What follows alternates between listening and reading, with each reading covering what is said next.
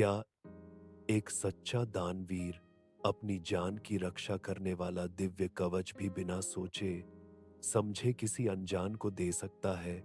या यही उसके चरित्र की सबसे बड़ी अग्नि परीक्षा है? महाभारत का साया धीरे धीरे गहरा रहा था। देवलोग एक ही नाम से विचलित थे, कर्ण।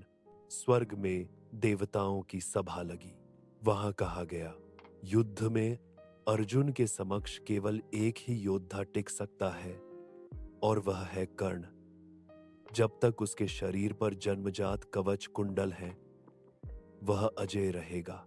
देवताओं के राजा इंद्र, अर्जुन के पिता, गंभीर चिंता में डूब गए। उन्हें मालूम था कर्ण को हराना असंभव है जब तक उससे उसके दिव्य कवच कुंडल न छीने जाए। और इसीलिए एक गहरी रात को इंद्र ने एक कठोर निर्णय लिया। वह स्वयं पृथ्वी पर जाएंगे, एक भिखारी का वेश धारण कर। उधर धरती पर कर्ण अमावस्या की रात अकेला आसमान के नीचे बैठा था। हवा में एक अनोखी शांति, मानो प्रकृति उसे किसी कठिन परीक्षा के लिए तैयार कर रही हो। सुबह होते ही एक वृद्ध भिखारी लाठी टेकते हुए कर्ण के समीप पहुंचा। उसकी आवाज में थकान और आंखों में विनम्रता थी। भिखारी बोला, दान कीजिए वीर। कर्ण ने तुरंत उठकर प्रणाम किया।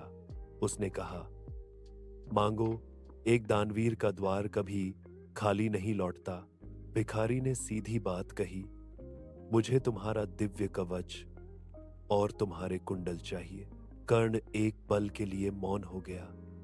ये वही कवच कुंडल थे जो सूर्यदेव ने उसे जन्म के समय दिए थे, जो उसे मृत्यु से भी बचाते थे। लेकिन कर्ण की आंखों में एक भी क्षण संदेह नहीं आया। वह अत्यंत शांत स्वरों में बोला, दान की मर्यादा कहती है, मांगने वाला कभी गलत नहीं होता और देने वाला कभी रुकता नहीं। युद्ध हो या जीवन, मुझे अपने अस्त्रों पर नहीं, अपने वचन पर भरोसा है। इस एक वाक्य ने धरती, आकाश और देवताओं तक को हिला दिया।